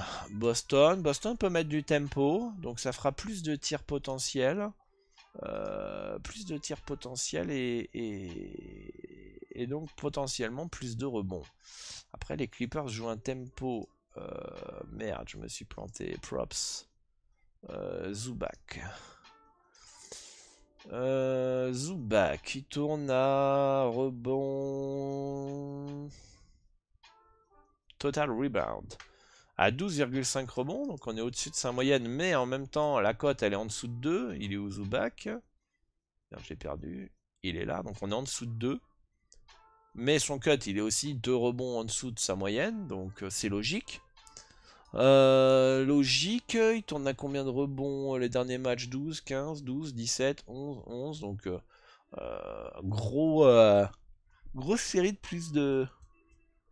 Il n'y a qu'un match contre Houston où il est à 6. C'est un peu l'anomalie. C'est un peu l'anomalie. En face, c'est du Horford. Ah non, Horford, il est même pas là, je crois. J'ai cru voir l'info. C'était hier qu'il était pas là. Klay Thompson. Klay Thompson, incertain, ça vient de tomber. Alors Ford est incertain ce soir, très incertain ce soir. Donc comme il est très incertain ce soir, alors Ford, qui va être dans la raquette en fait pour les rebonds? Donc là, avec cette info à Ford, je pense que le over est prenable aussi. Hein. Over 10,5 rebonds. Si vous avez des choses à ajouter, n'hésitez pas.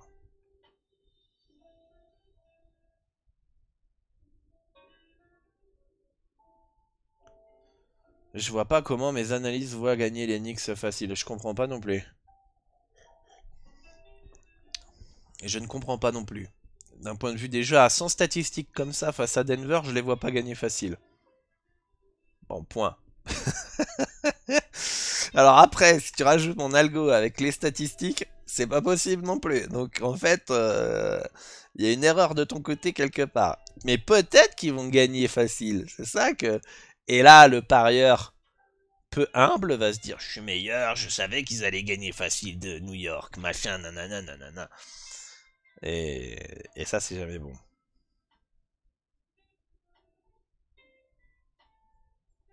C'est jamais bon.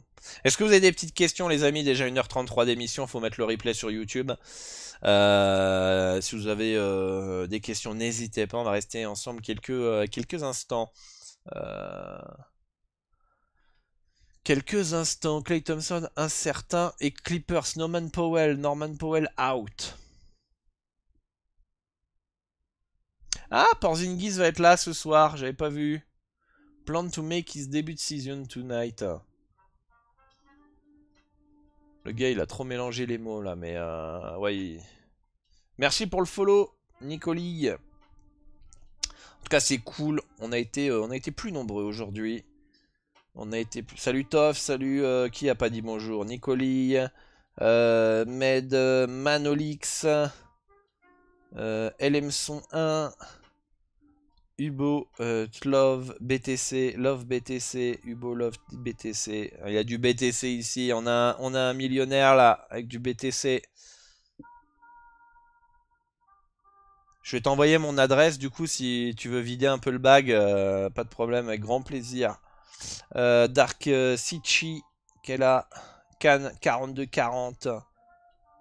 Et après, on a 4RN4UD, je sais pas comment on prononce, qui est aussi bien là. Merci pour cette petite soirée cool. À bientôt Nao. En tout cas, un grand merci à tous ceux qui follow la chaîne, qui partagent, qui like sur internet les contenus que je peux proposer sur les différents réseaux sociaux. Merci pour votre participation, d'être là, de me supporter pendant 1h34 minutes.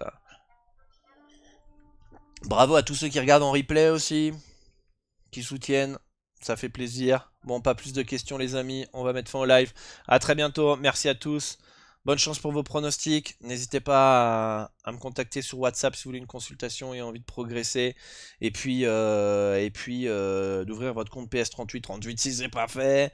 Si vous voulez Pinaclots Dropper aussi, contactez-moi, vous me laissez un commentaire et je vous laisserai le lien pour avoir les avantages de 15% le premier mois et le money back garanti, le remboursement sous 21 jours. Qu'est-ce qu'il y a d'autre pour tous ceux qui veulent rejoindre la Dorado Elite Club? Accédez donc à la formation Dorado Betting Academy et ensuite vous choisissez la formule d'abonnement 3 mois, 1 an ou à vie. N'hésitez pas à me contacter sur WhatsApp et on va vous accompagner pour maximiser vos résultats dans les paris sportifs. Voilà, à très vite les amis, bonne chance. Je sais pas si demain je fais une émission, on verra, je pense que oui, on verra en fonction du temps, mais voilà. Bonne chance, à très vite, soyez prudents dans vos mises et à bientôt. Ciao ciao.